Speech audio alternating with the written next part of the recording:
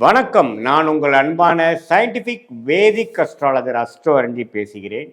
நல்லது நினைப்போம், நல்லதே நடக்கும். இப்போ இந்த வீடியோவில் நம்ம என்ன பார்க்க போறோம்னா, மிதுன ராசிக்காரர்களுக்கு பிப்ரவரி 2026 எத்தகைய ஒரு மாதமாக இருக்க போகுதுங்கிறது நம்ம அறிவியல் சார்ந்த முறையில் எதையும் மிகைப்படுத்தாமல் உள்ளது உள்ளவாறு மூட நம்பிக்கையுள்ள போகாமல் பரிகாரங்கள் அது மாதிரி விஷயத்துக்கு போகாமல் நம்ம பார்க்க போகிறோம். சயின்டிஃபிக் வேதிக் அஸ்ட்ராலஜி முறையில் பார்க்க போகிறோம்.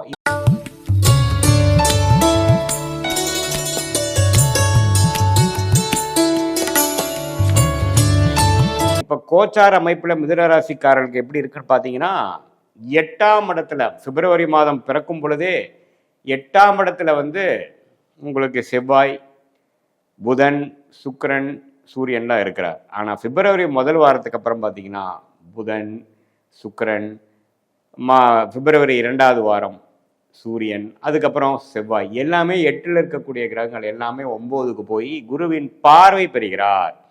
ஸோ கடந்த ஜனவரி 20ஆம் தேதியிலிருந்து உங்களுக்கு சில சில ஒரு தயக்கங்கள், வாழ்க்கையில் சில இடைஞ்சல்கள், சில ஸ்ட்ரெஸ் எல்லாம் உங்களுக்கு வர மாதிரி இருந்திருந்தால் பிப்ரவரி ஃபர்ஸ்ட் வீக் முடிஞ்சதுக்கப்புறம் படிப்படியாக இன்னும் கொஞ்சம் ஸ்மூத்தாக, இன்னும் கொஞ்சம் டெவலப்மெண்ட் ஓரியன்டாக இதுவரை உங்களை உபாதைகள், கொஞ்சம் உடம்பு உபாதைகள், மன ஸ்ட்ரெஸ்ஸு, மென்டலாக கொஞ்சம் நாட் ஹால்ரைட்டுங்கிற மாதிரி சில விஷயங்கள், கொஞ்சம் ட்ராவலிங்கில் ஆகி டயர்ட் ஆகுறது. ஸோ அது மாதிரி 8ஆம் வீட்டு பலன்களை கொடுத்து கொண்டு இருக்கக்கூடிய இந்த கிரகங்கள் பிப்ரவரி முதல் வாரத்துக்கு அப்புறம் படிப்படியாக யோகமான பலன்களை கொடுக்கக்கூடிய அமைப்பு இருக்குது. ஏன்னா ராசிக்குள்ள குரு இருக்கிறார், 10ஆம் இடத்துல சனி இருந்து தொழில் வேலையில் பயங்கரமான ஒரு முன்னேற்றத்தையும் ஃபோக்கஸையும் கொடுத்துட்ருக்கிறார் சனி. அதே சமயத்தில் 9ஆம் இடத்துல ராகுவும் 3ஆம் இடத்துல கேதுவும் இருந்து நல்ல பலன்களை கொடுத்து கொண்டிருக்கிறார். ஸோ இதில் ஒரே விஷயம் என்னென்னா, தகப்பனார் விஷயங்களுக்கு கொஞ்சம் சில பிரச்சனைகள், சில உடல் உபாதைகள், தாயாருக்கும் சில உடல் உபாதைகள் வரலாம். அவங்களுக்கு சில தோஷங்களை கொடுத்து ஜாதகருக்கு மிதுனராசிக்காரர்களுக்கு நல்ல யோகத்தை கொடுக்கக்கூடிய அமைப்பு பிப்ரவரி மாதம் உண்டுங்க. ஸோ 8ஆம் வீட்டில் இருக்கக்கூடிய லக்னாதிபதியாகிய ராசி அதிபதியாகிய புதனே பார்த்தீங்கன்னா பிப்ரவரி செகண்ட் வீக்கில் 2வது அந்த 9ஆம் பாவம் என்று சொல்லப்படுகிற யோகஸ்தானத்துக்கு போய் ராகுவோட பக்கத்தில் போனாலும் குருவின் பார்வை பெறுகிறார். ஸோ அதனால் எந்த விதத்திலையும் பெரிய பாதிப்புகள் இல்லை. ஸோ பிப்ரவரி கடைசி 2 வாரத்தில் சில அசௌரியங்கள் மிதுனராசிக்காரர்களுக்கு நடந்திருந்தாலும் படிப்படியாக பிப்ரவரி மாதம் நல்ல ஒரு பலன்களை கொடுக்கக்கூடிய அமைப்பு. கடந்த 6 மாதமாகவே தொழில் மேன்மை, உத்தியோக மேன்மை பெறக்கூடிய அமைப்பு கொடுத்துட்டு இருக்கிறார் மிதுனராசிக்காரர்களுக்கு. ஏன்னா மிதுனம் 10ஆம் இடத்துல சனி இருக்கிறது பார்த்தீங்கன்னா, என்னதான் சில பெற்றோர்கள் ரிலேட்டடான விஷயத்தில் சங்கடங்களை கொடுத்தாலும் தொழில் வேலையில் முன்னேற்றத்தை கொடுக்கக்கூடிய அமைப்புகள் கண்டிப்பாக உண்டு.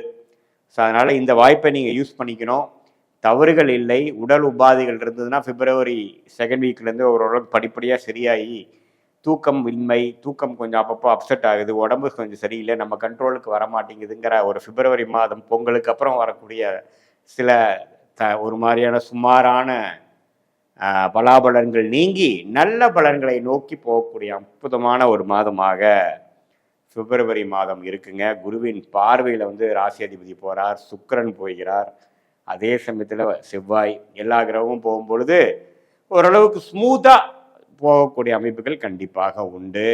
அதே சமயத்தில் ராசிக்குள்ளேயே குரு இருந்து நல்லாவே ஒரு ஒழுக்கம், இதுவரை நீங்கள் கொஞ்சம் அப்படி இப்படி இருந்திருந்தாலும் இப்போ ஒழுக்கத்தை நோக்கி போகக்கூடிய அமைப்பு. கொஞ்சம் தெளிவாக யோசிக்கிறோம், யாரோ சொன்னாங்கன்னா கேட்குறோம், எல்லாமே போன காலத்தில் பிற்காலத்தில் நம்ம என்னென்ன மாதிரி ஒரு இறந்த காலத்தில் நம்ம செய்தோமோ சில தவறுகளை செய்ததெல்லாம் இப்போ நல்லாவே உங்களுக்கு பல்ப் போட்டு தெரியும். ஏன்னா ஒரு சுபகிரகமாகிய குரு ராசிக்குள்ளே போயிட்டாருன்னா மைண்டு தெளிவாகும். நம்ம முதல்ல இருந்த கொஞ்சம் லேசியான ஹேபிட்ஸு, தேவையில்லாத ஒரு பழக்க வழக்கங்களாக நீங்கி ஓரளவுக்கு தெளிவை நோக்கி போய்கொண்டிருக்கக்கூடிய மிதுனராசிக்காரர்கள் பிப்ரவரி மாதம் மேலும் சில மேன்மைகளும் சில யோகங்களும் பெற்று சில வண்டி வாகனம் வாங்குறது, சில இடங்கள் வாங்குறது, சில ஒரு இடத்தை கொடுத்து இன்னொரு இடம் வாங்குறது, ஆபரணங்கள் வாங்குறது, நல்ல ஒரு தங்கம், சில்வர், அது மாதிரி ஆபரணங்கள் வாங்குறது, காஸ்ட்லியான ப்ரிஷியஸ் மெட்டல்ஸ் வாங்குறது, இது மாதிரி சில முதலீடுகளை செய்யக்கூடிய அமைப்புகள்லாம் கொஞ்சம் படிப்படி வருது. அதே மாதிரி மாணவர்களும் பார்த்திங்கன்னா இதுவரை கொஞ்சம் ஒரு மாதிரி தயக்கத்தோடையும் கான்ஃபிடன்ஸ் இல்லாதவங்களுக்கு ஒரு கான்ஃபிடண்ட்டாக வந்து ஒரு எக்ஸாம் எழுதுறது, காம்படிட்டிவ் எக்ஸாம்ஸ் எழுத ரெடி ஆகிறது, என்ன ஹையர் ஸ்டடீஸ் படிக்கணும் அப்படிங்கிற விஷயத்தில் ஒரு நல்ல தெளிவு பெறுவது, அது மாதிரி நல்ல யோக பலன்கள்லாம் கொஞ்சம் இருக்குங்க. அதே சமயத்தில் சுக்கிரனை குரு பார்க்கறதுனால இந்த மீடியா துறையில், கலைத்துறையில் இருக்கிறவங்களுக்கெல்லாம் கொஞ்சம் நல்ல முன்னேற்றங்கள் உண்டு. கொஞ்சம் இதுவரை கொஞ்சம் அலைச்சல்கள், நிறையா ட்ராவலிங், வீண் செலவுகள்லாம் போயிட்டு இருக்கிறவங்களுக்கு இப்போ கொஞ்சம் நிம்மதி பெருமூச்சு பெறக்கூடிய ஒரு நல்ல அமைப்புகள் உண்டு.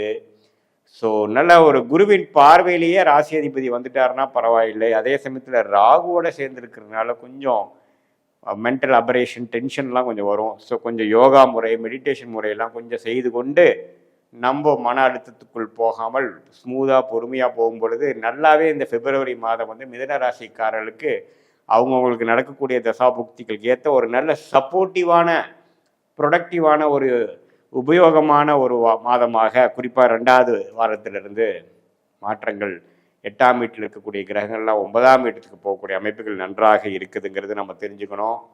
இது வந்து ஒரு பொதுவான பலனை தவிர உங்களுடைய பிறந்த தேதி, பிறந்த நேரம், பிறந்த ஊரை வைத்து வரக்கூடிய ஜென்ம ஜாதகம் எப்படி இருக்கு, எந்த லக்னத்தில் பிறந்தீங்க, அந்த லக்னத்துக்கு ஏற்ற நல்ல யோகமான தசாபுக்திகள் போய் கொண்டு இருக்கிறதா, அல்லது அவர் கொஞ்சம் சரியில்லாமல் போயிட்டு இருக்காரா. நான் சொன்ன இப்போ யோக பலன்கள்லாம் இன்னுமே தூக்கலாக நடக்கிற மாதிரி தசாபுக்திகள் போயிட்டு கொண்டு இருக்கிறதா, இல்லை கொஞ்சம் டிலே ஆகிற மாதிரி விஷயங்களா இருக்காங்கிறது உங்களுடைய ஜென்ம ஜாதகத்தை பார்க்கும் பொழுது உண்மையே துல்லியமான பலன்கள் அறிவியல் சார்ந்த முறையில் எதையுமே மிகைப்படுத்தாமல் உள்ளது உள்ளவாறு நம்மளால் சொல்ல முடியும் அப்படிங்கிறத நீங்கள் தெரிஞ்சுக்கணும்.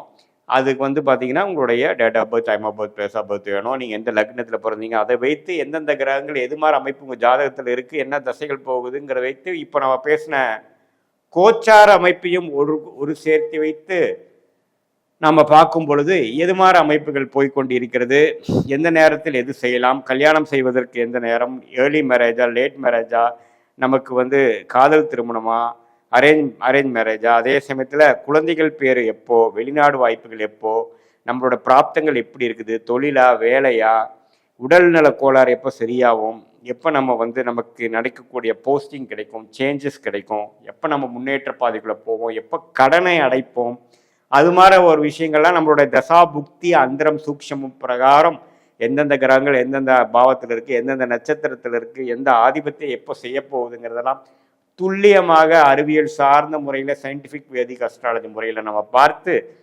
மாதபலனாகிய கோச்சார அமைப்பையும் தசாபுக்தி அமைப்பும் ஒருங்கிணைத்து பார்க்கும் பொழுது எந்த நேரத்தில் எது செய்யலாம், நம்மளுடைய டைம்லைன்ஸ் என்ன, நம்மளுடைய பிராப்தம் என்ன, நம்ம கர்மா என்ன சொல்லுது, எது மாதிரி விஷயங்கள் நமக்கு நடக்கக்கூடியதாக காத்து கொண்டிருக்கிறது, எது மாதிரி விஷயங்கள் நமக்கு நடப்பதற்கு வாய்ப்பு இல்லாமல் இருக்கிறது, எதை நோக்கி நம்ம போனால் எளிதில் வெற்றி பெறலாம், எதை நோக்கி நம்ம போனால் வாழ்க்கையில் நம்ம கஷ்டப்படணும், எந்த தொழில் நமக்கு நல்லா இருக்குது, எது மாதிரி ஒரு துறை நமக்கு மேன்மையாக இருக்குங்கிறதெல்லாம் தெரிந்து கொண்டு வாழ்க்கையில் தேவையற்ற பண விரயங்கள், அலைச்சல்கள்லாம் படாமல், எதிர்நீச்சல் போடாமல் நம்மளுடைய கர்மாவுக்கு பிரகாரம் நம்ம வாழ்க்கையை அமைச்சு கொண்டு வேணால் வாழ்க்கையில் எளிதில் வெற்றி பெற முடியும் என்று சொல்ல விரும்புகிறேன். மீண்டும் மற்றொரு காணொலியில் சந்திப்போம். நன்றி, வணக்கம்.